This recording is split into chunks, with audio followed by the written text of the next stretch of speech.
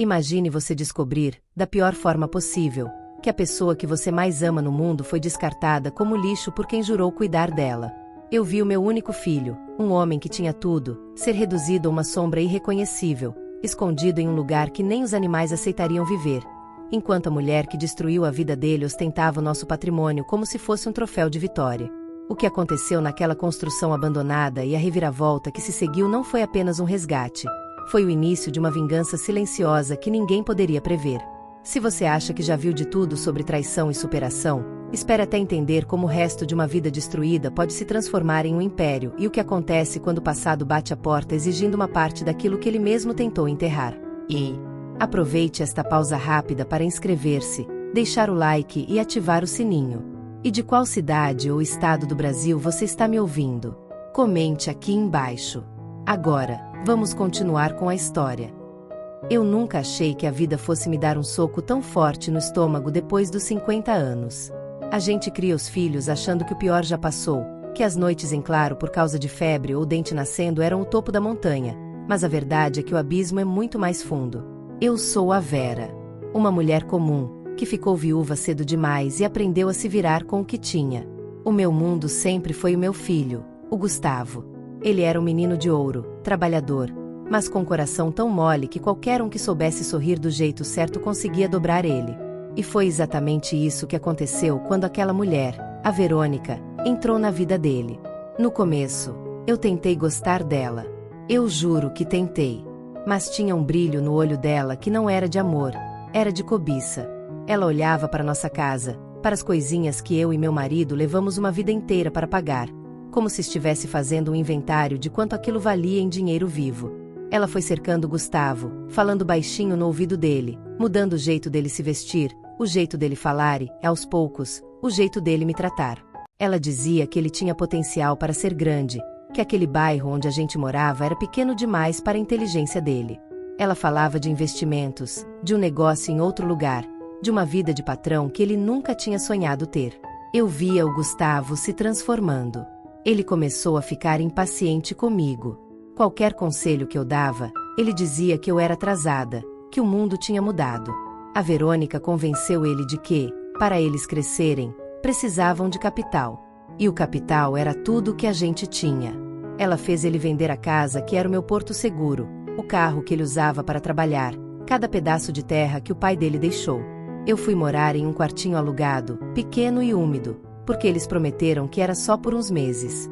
Eles iam viajar, montar a tal empresa e logo me buscariam para morar em uma mansão. Eu via o caminhão de mudança levando as minhas lembranças e sentia um aperto no peito que não me deixava dormir. Depois que eles partiram, o silêncio foi a minha única companhia.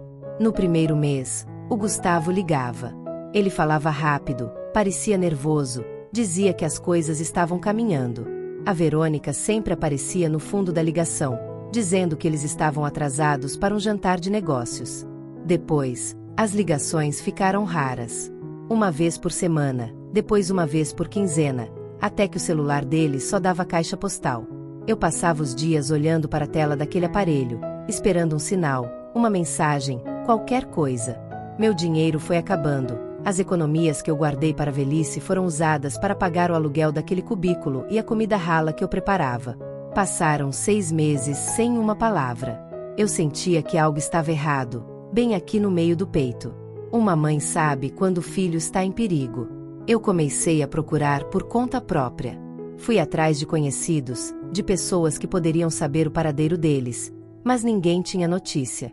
Todos diziam que eles tinham sumido no mapa.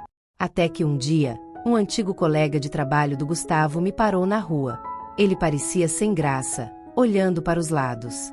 Ele me disse que tinha visto alguém muito parecido com Gustavo entrando em uma construção inacabada, em um bairro muito pobre e afastado, um lugar onde o asfalto nem chegava e o lixo se acumulava nas esquinas. Eu não pensei 2 vezes. Peguei o pouco que tinha na bolsa e fui para aquele lugar.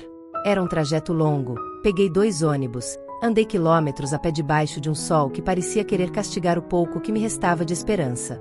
Quando cheguei no endereço, meu coração quase parou. Era uma estrutura de cimento, sem portas, sem janelas, cercada por mato alto e restos de materiais de obra. O cheiro era horrível, um cheiro de abandono e sujeira. Eu entrei devagar, chamando o nome dele com a voz embargada. O que eu vi num canto daquela construção me persegue até hoje nos meus pesadelos. Tinha um homem deitado em cima de uns sacos de cimento vazios, coberto por um pano imundo. Ele estava magro, com a barba por fazer, as roupas rasgadas e uma expressão de quem já tinha desistido da vida. Quando ele ouviu a minha voz, ele tentou se esconder, virou o rosto para a parede de tijolo cru. Mas eu reconheci o meu filho. Eu reconheci o meu menino. Eu corri até ele e me joguei no chão sujo, abraçando aquele corpo que parecia só pele e osso. O Gustavo começou a chorar de um jeito que eu nunca tinha visto, um choro de criança perdida. Ele não conseguia nem falar direito no começo. A voz dele era um sussurro rouco. Ele me disse que eu não devia estar ali, que ele tinha vergonha de me olhar nos olhos. Entre soluços, ele começou a contar o que aconteceu. A Verônica nunca teve intenção de abrir negócio nenhum. Assim que eles venderam tudo e o dinheiro caiu na conta que ela controlava, eles viajaram para um lugar caro. Lá, ela começou a gastar tudo com roupas, festas e hotéis de luxo. Quando o dinheiro começou a minguar, ela simplesmente esperou ele dormir em uma noite qualquer, pegou o restante que sobrou, os documentos dele e desapareceu.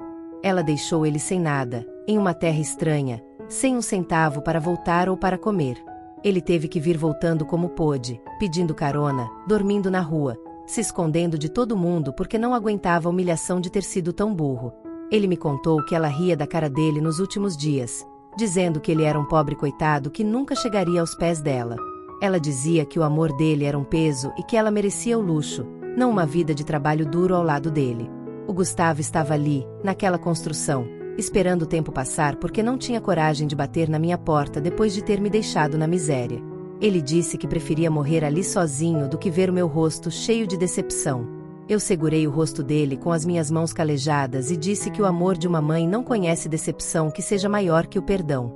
A gente tinha perdido a casa, o dinheiro e a dignidade, mas eu tinha encontrado meu filho. E, naquele momento, em cima daqueles sacos de cimento, eu prometi para mim mesma que aquela mulher ia pagar por cada lágrima que o meu filho estava derramando. Eu levantei o Gustavo daquele chão com uma força que eu nem sabia que ainda tinha no meu corpo. Ele mal conseguia parar em pé, as pernas tremiam e ele evitava olhar nos meus olhos, mas eu não deixei ele recuar. Fomos caminhando devagar, ele apoiado no meu ombro, atravessando aquele terreno cheio de entulho até chegar na rua de terra. O caminho de volta para o meu quartinho alugado pareceu durar uma eternidade. No ônibus, as pessoas olhavam para ele com desdém, vendo apenas um homem sujo e acabado, mas eu olhava para ele e via o meu pequeno, o meu único tesouro que tinha sido roubado pela ganância daquela mulher. Assim que entramos em casa, o silêncio tomou conta. Eu ajudei ele a tirar aquelas roupas que mais pareciam trapos e levei ele para o banheiro. Enquanto a água caía, eu conseguia ouvir o choro dele se misturando com o barulho do chuveiro. Era um som que cortava minha alma. Preparei uma canja de galinha bem quente, a única coisa que o estômago dele conseguiria segurar depois de tantos dias sem comer direito. Quando ele saiu, vestindo uma camisa velha que eu tinha guardado por milagre, ele parecia uma sombra do homem que um dia foi. Ele comeu devagar, em silêncio, e depois desabou na cama estreita. Eu fiquei sentada na beira da cama, velando o sono dele, sentindo uma mistura de alívio por ter ele ali e um ódio que queimava como brasa por causa da Verônica. Nos dias seguintes, a rotina foi de cuidados extremos. O Gustavo teve febre, delirou um pouco, falava o nome dela enquanto dormia, às vezes pedindo perdão, às vezes implorando para ela não ir embora com o nosso sustento. Eu limpava o suor da testa dele e dizia que agora ele estava seguro. Quando a febre passou e ele começou a recuperar um pouco das cores no rosto, a realidade bateu forte. Ele se sentava na mesa da cozinha e ficava olhando para o nada por horas. A depressão era um monstro que queria terminar o serviço que a fome não conseguiu. Um dia, eu peguei o celular e, por curiosidade amarga, comecei a procurar vestígios da vida que ela estava levando. Não foi difícil encontrar. Em uma rede social, o perfil dela era público e brilhava como ouro falso. Tinha fotos dela em lugares caros, com taças de champanhe na mão, usando joias que eu sabia muito bem de onde tinha vindo dinheiro para comprar.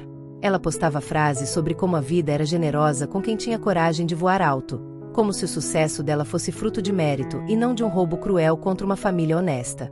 Eu mostrei para o Gustavo, não para machucar, mas para que ele visse quem ela era de verdade. Ele olhou para a tela e as mãos dele tremeram. Naquele momento, o brilho de tristeza no olho dele deu lugar a uma faísca de indignação. Eu disse para ele que a gente não ia ficar ali parado esperando a morte chegar. A gente tinha perdido a casa, mas não tinha perdido as nossas mãos e a nossa vontade de lutar. Eu lembrei a ele de como o pai dele ensinou ele a mexer com madeira, a consertar coisas, a dar vida nova para o que todo mundo achava que era lixo. No começo, ele relutou. Dizia que não tinha mais cabeça para nada, que o mundo era dos espertos como a Verônica. Mas eu insisti. Todos os dias eu falava no ouvido dele que a melhor vingança contra quem quer nos ver no chão é a gente se levantar e construir um castelo com as pedras que atiraram na gente. Começamos pequeno. Eu saía pelas ruas do bairro e trazia pedaços de madeira descartados, cadeiras quebradas que o povo jogava fora, qualquer coisa que pudesse ser recuperada. No quintal minúsculo do quartinho, eu limpei um espaço e coloquei uma mesa velha. Eu comprei um pouco de lixa e verniz com o dinheiro que eu estava economizando da comida. Eu disse que ele não precisava falar nada, só precisava lixar aquela madeira até ela ficar lisa de novo.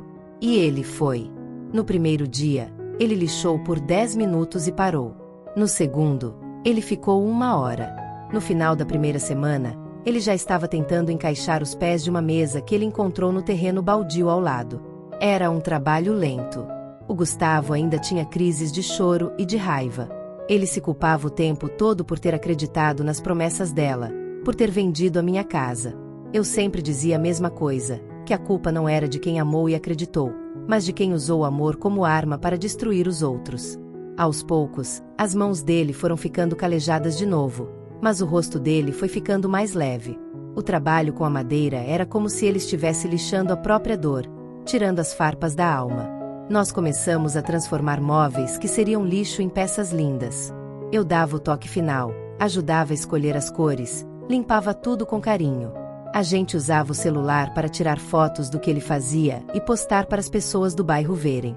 Não demorou para um vizinho pedir para reformar um armário. Depois uma senhora da rua de cima quis uma mesa nova feita de material reaproveitado.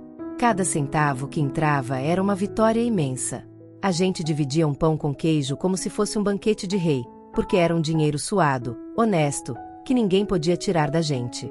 O Gustavo começou a se interessar por materiais que ninguém mais queria. Ele ia em ferro velho, buscava ferragens antigas, misturava madeira com metal, criava coisas que tinham uma alma própria. O nome dele começou a correr de boca em boca. As pessoas não viam mais o homem que voltou derrotado, viam o artista que transformava o resto em luxo. Mas a gente vivia com simplicidade. Todo o dinheiro que sobrava, a gente guardava. Eu tinha um plano. Eu não queria apenas sobreviver, eu queria que a gente voltasse a ter o nosso lugar no mundo, um lugar onde ninguém pudesse entrar para roubar a nossa paz de novo. Enquanto a gente crescia, o ódio pela Verônica não sumiu, ele apenas se transformou em combustível. O Gustavo agora trabalhava de sol a sol, focado, com uma disciplina que ele nunca teve antes. Ele dizia que cada móvel que ele terminava era um passo para longe do abismo onde ela o deixou. Ele já conseguia falar o nome dela sem chorar, mas o maxilar dele ficava rígido. Ele sabia que a conta dela um dia ia chegar, porque dinheiro que vem de traição não cria raiz, ele voa com o vento. E a gente estava ali, plantando a nossa árvore com raízes profundas na honestidade e no trabalho duro, esperando o momento certo para colher os frutos que a vida nos devia. O tempo passou e o que começou como uma pequena mesa de lixa no fundo de um quintal se transformou em uma oficina de verdade. O Gustavo não era mais aquele homem caído que eu encontrei entre os tijolos. Ele agora tinha os ombros largos de quem carrega o próprio destino e um olhar focado, de quem sabe o valor de cada gota de suor. A gente conseguiu alugar um galpão antigo naquele bairro mesmo, um lugar amplo onde ele podia criar as peças dele. O negócio de restauração de móveis e criação com materiais descartados virou um sucesso que a gente nunca imaginou. Pessoas de outros bairros, gente com dinheiro, vinham até nós querendo aquelas peças únicas. A nossa vida mudou, mas a gente não mudou a nossa essência. A gente continuava vivendo de forma simples, reinvestindo cada centavo na empresa, crescendo com os pés no chão. Um dia, enquanto eu organizava algumas notas no escritório da oficina, eu olhei para a porta e senti um calafrio que percorreu minha espinha de cima a baixo. Uma mulher estava parada ali, mas não parecia em nada com aquela figura brilhante das redes sociais que eu costumava ver. Ela estava magra, com o rosto encovado e vestindo roupas que claramente já tinham visto dias melhores. Era a Verônica. A arrogância dela tinha sumido, substituída por um ar de derrota que chegava a dar pena, se eu não lembrasse de tudo o que ela nos fez passar. Ela olhou para o galpão cheio de móveis caros, para os funcionários trabalhando e para o Gustavo, que estava nos fundos terminando uma peça de madeira maciça. Quando Gustavo percebeu a presença dela, ele parou o que estava fazendo. O silêncio que se seguiu foi pesado, dava para ouvir a poeira sentando no chão. Ela tentou dar um sorriso, aquele mesmo sorriso que um dia enganou meu filho, mas agora ele não passava de um tremor nos lábios. Ela começou a falar, com uma voz chorosa, dizendo que tinha sido enganada por outras pessoas, que o dinheiro tinha sido roubado dela e que ela tinha passado meses sofrendo, pensando nele todos os dias. Ela teve a coragem de dizer que tudo o que ela fez foi pensando no futuro deles, mas que as coisas deram errado e ela acabou sozinha e na miséria. O Gustavo não disse uma palavra enquanto ela falava. Ele apenas caminhou até ela, limpando as mãos sujas de serragem em um pano. A Verônica, achando que tinha conseguido amolecer o coração dele, começou a falar sobre os direitos dela. Ela disse que, como eles ainda eram legalmente casados, tudo que ele tinha construído ali também pertencia a ela. Ela mudou o tom rapidinho, da coitadinha para mulher de negócios implacável. Disse que não queria causar problemas, mas que precisava da parte dela na empresa para recomeçar a vida. Ela olhou para mim com um desdém que ainda sobrevivia nas cinzas do que ela foi e disse que eu era apenas uma agregada no negócio do marido dela. Foi aí que eu dei um passo à frente. Eu não ia deixar aquela mulher destruir o que a gente levou tanto tempo para curar. O Gustavo me olhou e eu vi que ele não precisava que eu o defendesse, mas ele queria que eu estivesse ao lado dele. Ele olhou bem nos olhos da Verônica e disse, com uma calma que me deu orgulho, que ela não tinha direito a nada. Ele explicou que, quando ela fugiu levando tudo, ele teve que dar baixa em todos os documentos e que a empresa estava no meu nome. Eu era dona de tudo, e ele era meu funcionário e sócio de fato, mas legalmente, ela não tinha onde encostar a mão. Ela começou a gritar, a fazer um escândalo no meio da oficina, chamando a gente de golpistas e dizendo que ia procurar a justiça. E ela procurou. Foram meses de agonia, com advogados e audiências. Ela alegava que o capital inicial da empresa vinha dos bens que eles tinham vendido juntos. Mas o que ela não esperava é que eu tinha guardado cada comprovante, cada nota fiscal, cada registro de que a empresa nasceu do lixo que ela mesma nos deixou. O juiz ouviu o relato de como Gustavo foi encontrado em estado de miséria, ouviu os depoimentos dos vizinhos que viram a gente começando do absoluto zero, sem um centavo no bolso, apenas com madeira velha e força de vontade. O confronto final na justiça foi o fechamento de um ciclo de dor. A Verônica apareceu lá tentando manter as aparências, mas a verdade estava toda em cima da mesa. O juiz não só negou todos os pedidos dela, como também deixou claro que a conduta dela no passado poderia ser investigada se a gente decidisse levar o caso adiante. Quando a sentença foi lida, eu senti como se um peso de 1000 quilos saísse das minhas costas. Ela saiu do tribunal sem olhar para trás, desaparecendo na multidão como a sombra que sempre foi. Naquela noite, eu e o Gustavo voltamos para o nosso galpão. A gente comemorou com festas e champanhe. A gente sentou naquelas mesmas cadeiras de madeira que ele mesmo tinha feito, no meio do cheiro de verniz e serragem que agora era o nosso perfume de vitória. Ele pegou na minha mão e me agradeceu. Ele disse que, se não fosse por mim, ele teria morrido naquela construção abandonada. Eu disse a ele que a dignidade não é algo que se compra ou que se rouba, é algo que se cultiva no peito, com honestidade e amor. Hoje, a nossa empresa é referência. A gente ajuda outras pessoas que estão passando por dificuldades, dando emprego e ensinando o ofício da restauração. O Gustavo se tornou um homem respeitado, não pelo dinheiro que tem, mas pela história que carrega e pela integridade que demonstra em cada peça que entrega. Eu continuo sendo a Vera, a viúva que não desistiu do filho. A gente recuperou muito mais do que a casa que perdemos. A gente recuperou a nossa paz e a certeza de que, não importa o tamanho da queda, a gente sempre pode se levantar se tivermos um ao outro. O sol agora entra pelas janelas amplas da nossa oficina e eu sei que, finalmente, a nossa vida está no lugar onde sempre deveria ter estado. A dignidade não é apenas um nome bonito, é o alicerce de tudo que a gente construiu juntos. Frase da história: o tempo não cura o que a gente esquece, Ele cura o que a gente tem coragem de reconstruir sobre as ruínas do que um dia fomos. E esse final da história te chocou? Conte nos comentários. Quero saber de onde você é e qual foi o momento mais tenso da narrativa. Não se esqueça de enviar para seus amigos e amigas e pedir para lhe contarem como foi a reação deles. E, claro, se você chegou até aqui, inscreva-se no canal, deixe o seu like e ative o sininho para não perder os próximos vídeos com histórias incríveis como essa.